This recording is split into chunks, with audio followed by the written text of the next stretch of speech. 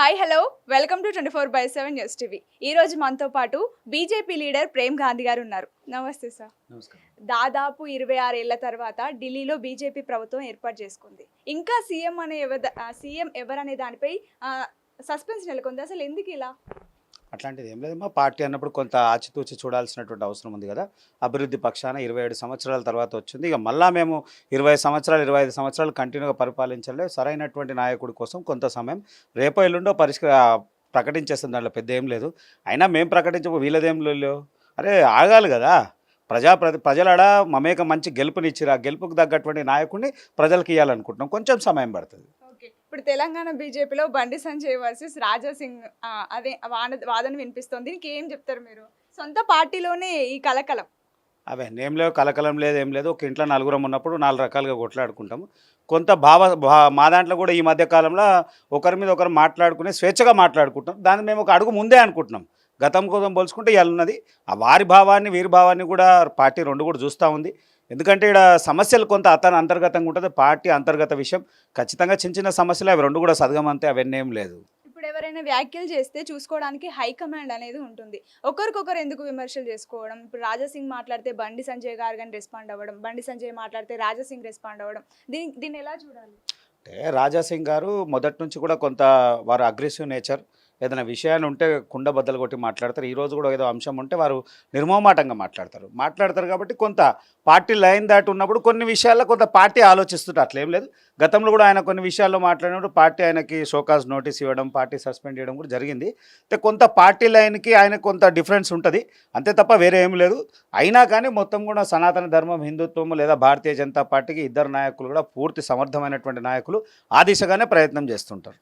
ఇప్పుడు ఉప ఎన్నిక వస్తే బీఆర్ఎస్ రెడీ అంటుంది. మరి ఎమ్మెల్సీ ఎన్నికలకు ఎందుకు దూరంగా ఉంటుంది?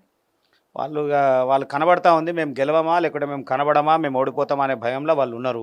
మేమైతే క్లియర్ చెప్తున్నాము. మళ్ళీ ఇదేమో ఎమ్మెల్సీ ఎన్నికల్లో ఏమో దూరం ఉన్నారు. మళ్ళీ ఇప్పుడు బై ఎన్నికలు వచ్చినప్పుడు మా సత్తా ఏదో చూపిస్తామంటారు. నిజంగా చెప్తున్నాం, ఉప ఎన్నికల్లో మాదే మళ్ళా విజయం మాదే అవుతుంది. ఇప్పుడు జరగబోయేటువంటి ఏదైతే ఎమ్మెల్సీ ఎన్నికల్లో కూడా ఊహించినటువంటి గెలుపుని భారతీయ జనతా పార్టీ మళ్ళీ కైవసం చేసుకుంటుంది. Sir, thank you so much.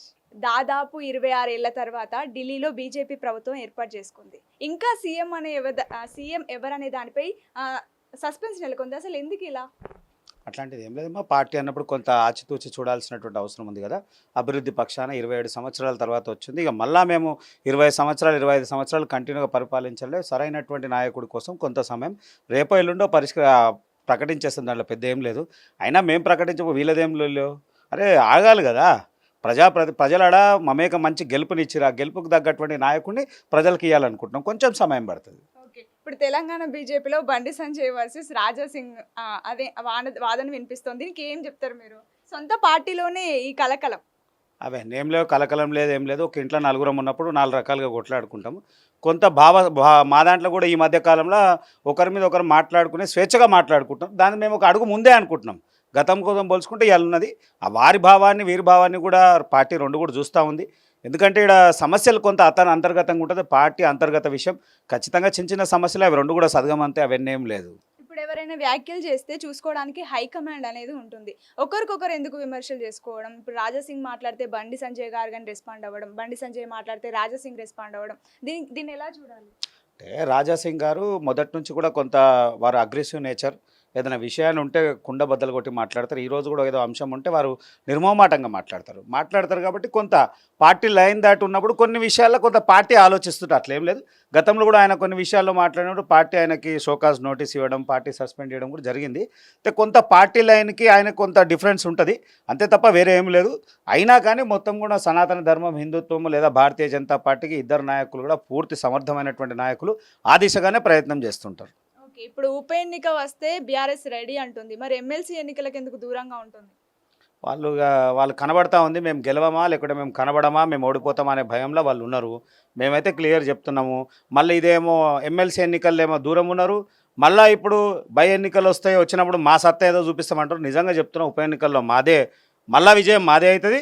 ఇప్పుడు జరగబోయేటువంటి ఏదైతే ఎమ్మెల్సీ ఎన్నికల్లో కూడా ఊహించినటువంటి గెలుపుని భారతీయ జనతా పార్టీ మళ్ళీ కైవసం చేసుకుంటుంది. Thank you so much.